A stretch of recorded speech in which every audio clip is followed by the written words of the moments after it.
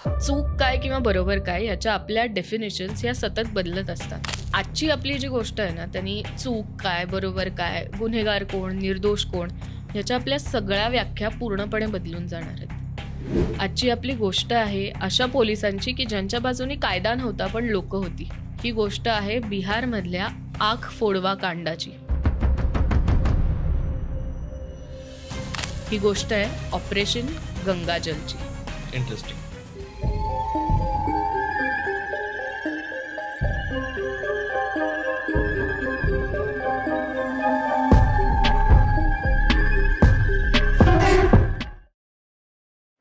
गंगा नदीच्या काठावर बिहारमध्ये एक भागलपूर नावाचं गाव आहे. आत्ता आपण जे बिहारमध्ये असं फिल्म्समध्ये बघतो ना, बिहार की गुंडाराज हे जे कोट अनकोट शब्द आपण ऐकतो, तर ते गुंडाराज म्हणजे काय असू शकतं त्याचं मूर्तिमंत उदाहरण ते गाव आहे. म्हणजे सेफ्टी, सिक्युरिटी, न्याय या सगळ्या कॉन्सेप्ट त्यांच्यासाठी एलियन आहेत. दिवसा ढवळ्यात खून, चोऱ्या, दरोडे, मारामारी असं रॅम्पंट आहे. म्हणजे अगदी कॉमन साईट आहे त्यांच्यासाठी. की कधीच्या काळातली गोष्ट बोलतो आपण? हे आहे साधारण लेट 70s आणि अर्ली 80s, म्हणजे 78 ते 81-82 ह्या काळामध्ये. खून, मारामाऱ्या, दरोडे, किडनॅपिंग, जे काही ऑफेन्सेस होणं शक्य आहे ते सगळे ऑफेन्सेस तिथे दिवसा ढवळ्या होतात. म्हणजे इतकंच नाही तर 1979 साली 1979 मध्ये एकूण 89 खून तिकडे रजिस्टर झाले, खुनाचे अपराध. बापरे. इमॅजिन 89 खून एका वर्षामध्ये. आणि हे रजिस्टर झालेले आहेत, जे नोटीसच झाले नाही, जी बॉडी सापडलीच नाही. तो आकडा किती जास्त असेल याचा विचार कर. एकही बाई त्या शहरामध्ये सुरक्षित नव्हती. दिवसा ढवळ्या बायकांवर अत्याचार केले जात होते. शिक्षकांनी शाळेत येऊन शिकवणं सोडून दिलेलं भीतीपायी.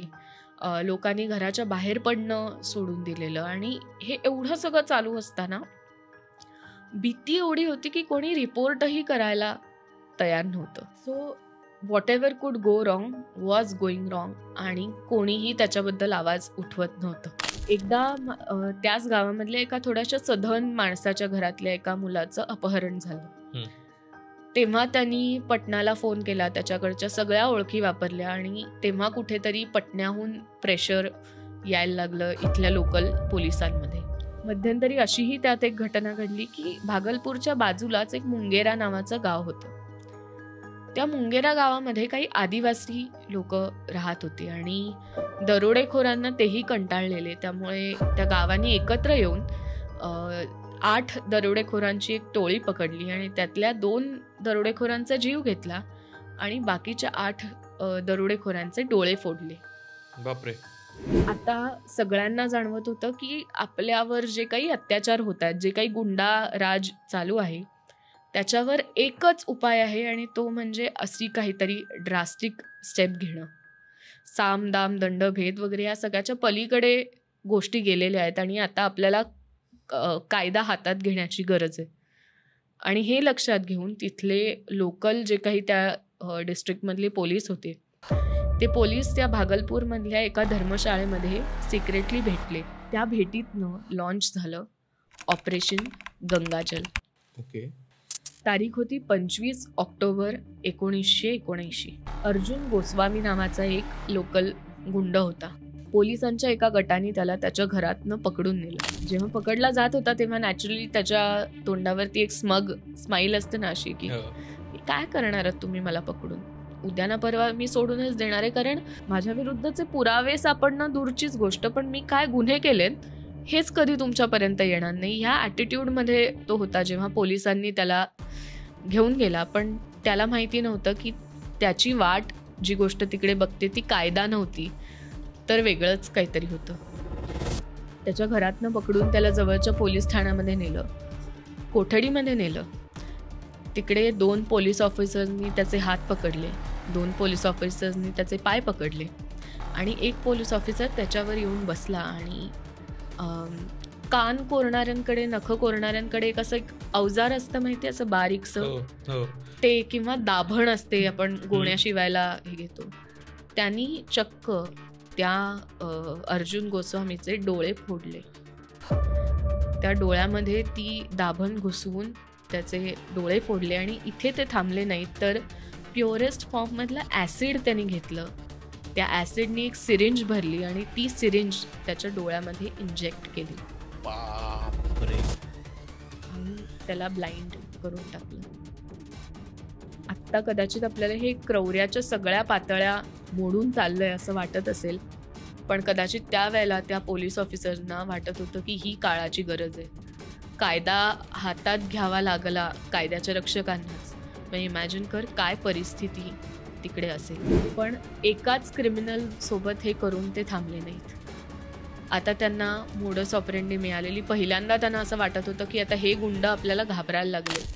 थोडीशी कायद्याची म्हणजे पोलिसांची थोडीशी का होईना भीती या गुंडांच्या मनात निर्माण व्हायला लागलेली आहे का असं पोलिसांना वाटायला लागलं. तेवढ्यातच त्यांना त्यांचा अजून एक पुढचा विक्टिम सापडला आणि तो होता 20 वर्षाचा उमेश यादव. तो आपल्या रिलेटिव्सकडनं येत होता आपल्या कुटुंबाबरोबर गाडीत बसून. तेव्हा त्याची गाडी थांबवून पोलिसांनी त्यालाही अटक केली आणि तिथल्याच नवगज नावाचं एक पोलीस ठाणं होतं. त्या पोलीस ठाण्यामध्ये त्याला नेऊन त्याच्याबरोबरही सेम प्रकार केला. आधी दाभणेनी डोळ्यांमध्ये भोकं पाडून डोळे फोडायचे आणि मग त्याच्यामध्ये ॲसिड ओतायचं. आणि हे सगळं पोलीस करत होते. हे सगळं पोलीस करत होते. अर्थात फक्त पोलीस करत नव्हते, एका डॉक्टरची रीतसर मदत घेऊन ते हे करत होते. कारण ते सिरिंजने नीट इंजेक्ट झालं पाहिजे. अर्थात जेव्हा डॉक्टर अवेलेबल नसेल, सिरिंजनी त्यांना ते इंजेक्ट करता येत नसेल, तेव्हाही त्यांनी काही फार म्हणजे they didn't worry about it. कारण चक्क त्यांनी ॲसिडची बाटली अख्खी ओतली आणि मग त्यामुळे आजूबाजूचे डोळ्याच्या बाजूचा भागही जळला. त्याची त्यांना काही फारशी पर्वा नव्हती. आणि इथून सुरुवात झाली ती म्हणजे भीषण आख फोडवा कांडाची. आख फोडवा म्हणजे त्यांच्या लोकल भाषेमध्ये लिटरली डोळे फोडणं. हा प्रकार हळूहळू सुरू झाला की लोकांना त्यांच्या घरातनं किंवा कुठून तरी अरेस्ट करायची, रात्री जेलमध्ये त्यांचे डोळे फोडायचे आणि दुसऱ्या दिवशी काहीच झालं नाही आहे अशा पद्धतीने त्यांना हॉस्पिटलमध्ये भरती करायचं.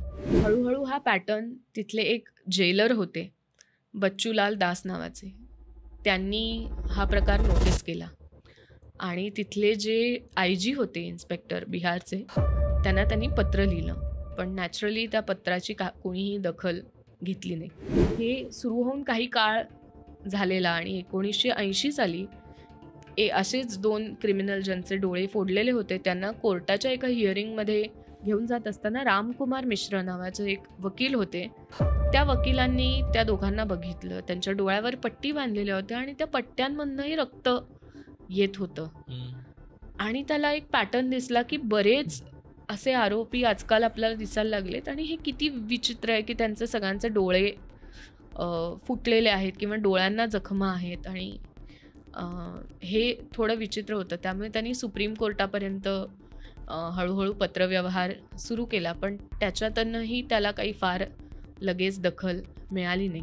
आणि या सगळ्यामध्ये ज्या लोकांचे डोळे फुटत होते, अशी जे कोणी गुन्हेगार असलेले विक्टिम्स होते, ते कधीच कुणाला जाऊन सांगत नव्हते याबद्दल. सो अगदी असं नाही म्हणता येणार, कारण त्यातले काही विक्टिम्स तर अगदी जेलमध्येच होते. पण त्यातले 1-2 विक्टिम्स ॲक्च्युली बाहेर पडू शकले जेलच्या. त्याच्यापैकी एक बलजीत सिंग नावाचा विक्टिम होता. तो दिल्लीला गेला. त्याच्यावर एम्समध्ये उपचार सुरू झाले आणि तिकडे दिल्लीला त्यांनी केस फाईल केली.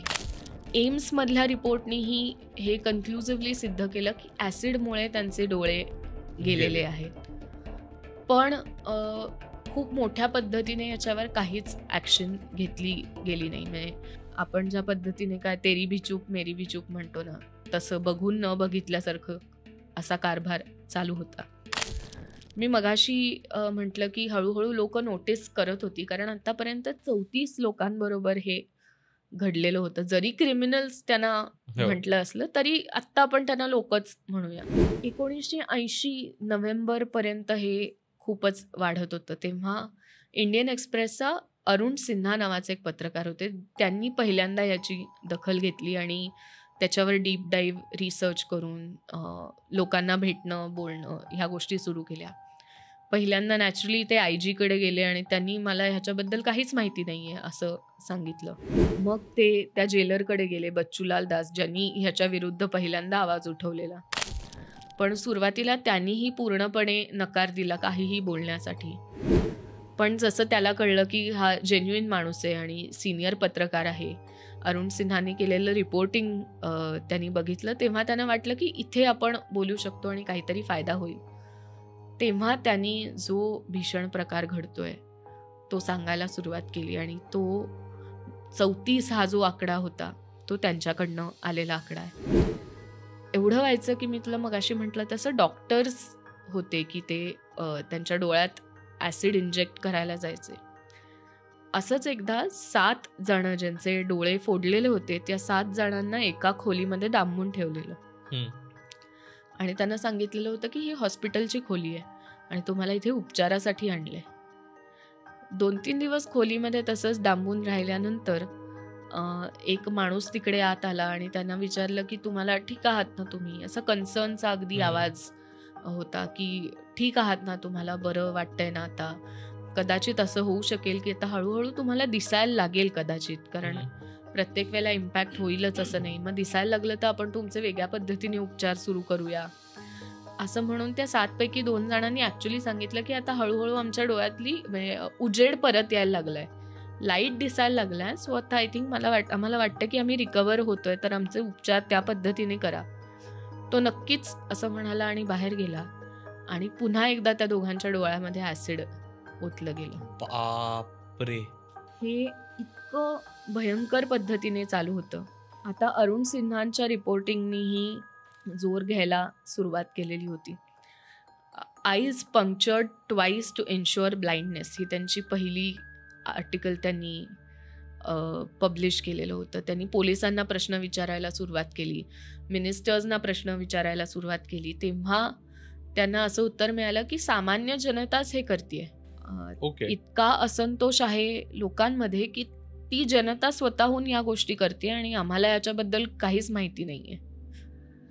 एका मंत्र्यांनाही त्यावेळेला जे कॅबिनेटमध्ये होते तिथल्या राज्याच्या त्यांनाही विचारलं, पण त्यांना सगळं माहिती असून त्यांनीही काही करून न केल्यासारखं केलं. त्याच्यानंतर तिथले जे तेव्हाचे मुख्यमंत्री होते जगन्नाथ मिश्रा आणि तिथले जे DIG होते, या दोघांनी एक जॉईंट स्टेटमेंट रिलीज केलं, ज्यात त्यांनी असं म्हटलं की जनतेमध्ये इतका असंतोष आहे की त्यांनी जेल फोडला आणि जेलमध्ये जाऊन हे कृत्य जनतेने केलं आणि आम्ही त्याच्या मागे कोण आहे हे बघायचा प्रयत्न करतोय आणि वगैरे वगैरे. सो बेसिकली कोणीही बघून न बघितल्यासारखं करत होतं. सेंट्रल गव्हर्नमेंटकडे जेव्हा हा मुद्दा गेला, मी मगाशी म्हटलं जे बलजीत सिंग तिकडे दिल्लीला गेलेला होता आणि एम्समध्ये त्याचा उपचार चालू होता, तिथल्या डॉक्टरांनी सांगितलं की ॲसिडमुळे आहे. अजून 1-2 जण मग तेव्हा दिल्लीला गेली, त्यांच्यावर इलाज सुरू होते. त्यामुळे सेंट्रल गव्हर्नमेंटचं हळूहळू प्रेशर वाढायला लागतंय का असं लोकांना वाटायला लागलं. तेव्हा सेंट्रल गव्हर्नमेंटनेही हात वर केले आणि त्यांनी असं म्हटलं की हा राज्याचा अंतर्गत कायदा सुव्यवस्थेचा मुद्दा आहे आणि आम्ही ॲज अ सेंटर ह्यामध्ये काही हस्तक्षेप करू शकत नाही, कारण हा त्यांचा अंतर्गत मुद्दा आहे. ही मला सगळ्यात डिस्टर्बिंग डिटेल वाटतं हे असलं की बिहार गव्हर्नमेंटवर प्रेशर वाढायला लागलं तसतसे त्यांनी नावापुरती काही अधिकाऱ्यांचं निलंबन केलं. पण नक्की कुठच्या अधिकाऱ्यांनी हे केलंय हे कळण्याचा त्यांच्याकडे काहीच मार्ग नव्हता आणि त्यामुळे त्यांनी थट्टा एका प्रकारची करायचं ठरवलं आणि ते म्हणजे असं होतं की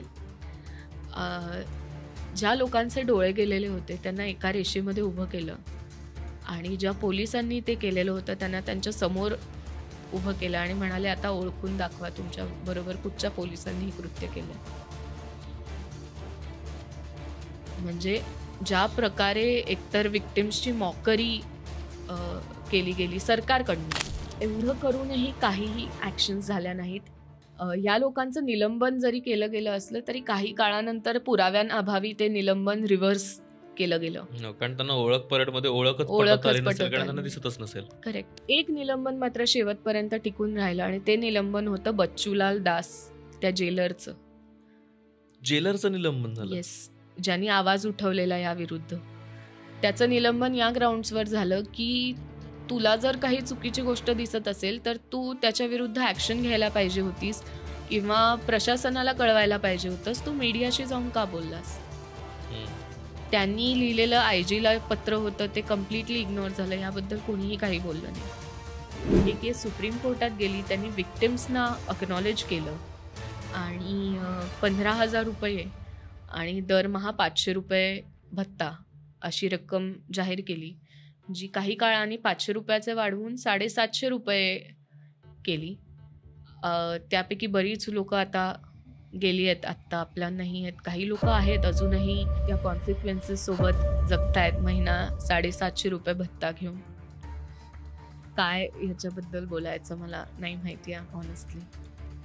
बापरे, म्हणजे खूपच वियर्ड गोष्ट आहे. एक तर सुरुवातीला आपल्याकडे एक ती मराठीत म्हण आहे ना, कुंपणच जेव्हा शेत खातं, तर ते तीच गोष्ट आहे खरं तर. म्हणजे एक असं गाव आहे जिथे खरं तर गुन्हेगारांची चहलपहल आहे आणि गुन्हेगारांची दहशत आहे, ती कमी करायला पोलीसच दहशतवादी होतात आणि तेच त्यांचीच दहशत वाटते. तर मला यातली बरेचशा प्रश्नांची खरं तर उत्तरं वेगवेगळ्या टप्प्यावरती मिळतच नाही आहेत. एक म्हणजे की ज्या पॉईंटला पोलीस जरी हे म्हणत असले की गावातली त्या गुन्हेगारांची दहशत कमी करण्यासाठी हे करत असले, या काळामध्ये गुन्हेगारी त्या गावातली कमी झाली का? ॲक्च्युली बघायला गेलं तर खरंच कमी झाली. ओके. ह्याच्यात दुसरी गोष्ट मी मगाशी सांगायची राहून गेली. हे सगळं चालू होतं जेव्हा पोलिसांच्या विरुद्ध काहीतरी कारवाई होणार असं दिसत होतं, तेव्हा जनता रस्त्यावर आली आणि जनतेने पोलीस जनता भाई भाई असे नारे द्यायला सुरुवात केली.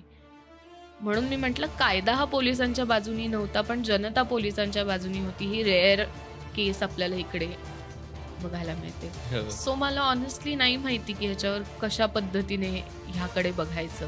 म्हणजे आत्ताही आपण बघ ना, कधी रिट्रिब्युटिव्ह जस्टिस म्हटलं की आपल्याला एकदम चेल चढतं की अशा लोकांना असंच पाहिजे. खरं तर हे सगळे निर्ढावलेले क्रिमिनल्स होते. एका पद्धतीने असं म्हणणं हे तिथल्या लोकांना कदाचित खरंच जस्टिफाईड वाटलं असेल की अशा लोकांना हेच पाहिजे. ही लोक आमच्या बरोबर तेच करतायत ना, हे गुंड आहेत, हे सज्जन नाही आहेत. मग त्यांच्याबरोबर असं व्यवहार झाला तर काय चुकीचं आहे? ही एक बाजू त्यातली होती. कॉमन डिबेट असतं ना की न्याय म्हणजे नेमका काय, तर या गोष्टीमध्ये कसा डिफाईन करायचा होता न्याय? कारण जे गुन्हेगार आहेत आता ते खरं तर विक्टिम्स आहेत, मग त्यांना आपण गुन्हेगार म्हणून बघायचं का विक्टिम म्हणून बघायचं? आणि तसं बघायला गेलं तर आय नो की त्यांच्यावरती या पद्धतीचा पोलिसांकडनं किंवा यंत्रणेमधल्याच काही लोकांकडनं अन्याय किंवा काहीतरी अत्याचार झालाय, पण त्या लाईफ थ्रेटनिंग नाही आहेत. ओके. म्हणजे त्यांच्या जगण्यातला एक काहीतरी महत्त्वाचा भाग त्यांचे डोळे काढून गेलेत आणि त्यामुळे खरं तर त्या गावातल्या गुन्ह्यांवरती नियंत्रण आलेलं आहे. ज्या पद्धतीचे गुन्हे ही लोक करत होती, ज्या पद्धतीचे खून होत होते, त्या लेवलचं गुन्हे एकतर हे नाही आहेत. तर त्यामुळे हे याला काय चौकटीत या न्याय म्हणायचा?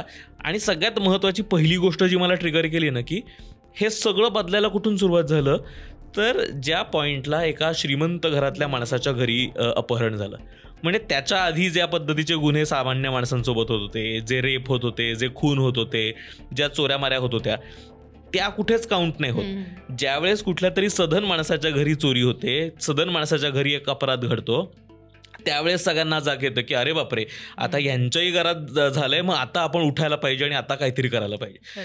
तर जरी हे रिव्होल्युशन घडतं ना, तरी त्याचा दुवा हा कायम कोणीतरी प्रतिष्ठित माणसाला त्याचा धक्का पोचल्यावर का येतो, हा एक इतका बेसिक प्रश्न पडतो ना.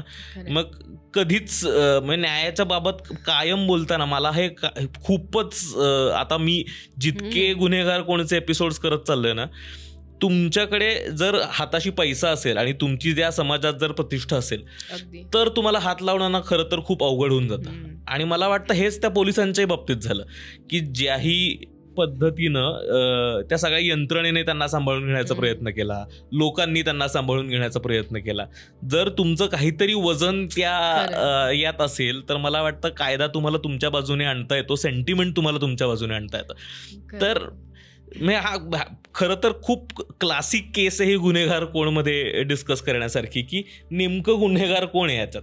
ती यंत्रणा आहे, ती सामान्य माणसं आहेत जी त्या यंत्रणेला सुद्धा सपोर्ट करतात कारण त्यांचं आयुष्य त्यांनी थोडंसं बरं केलं, की ते खरंच ते जे विक्टीम असलेले गुन्हेगार आहेत. तर नेमकं गुन्हेगार कोण आहे.